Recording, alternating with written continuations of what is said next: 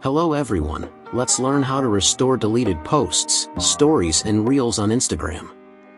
In this video, we'll walk you through the step-by-step process of recovering your deleted content on Instagram, ensuring you never lose those precious memories again.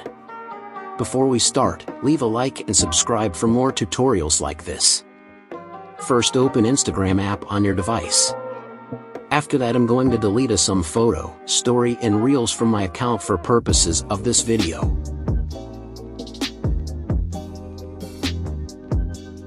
And finish this step, and next you need to do is to go on this 3 horizontal lines in top right corner of the screen. Next you need to go on your activity field. That will open this menu and go to click on recently deleted. When you open this, you come on recently deleted posts, and you can change you want reels or story. Now go on post you want to restore, and find a 3 in corner of the post, and click on restore. I'm going to repeat this process for purposes of this video, and that is it. So thanks for watching, see you in the next video, goodbye.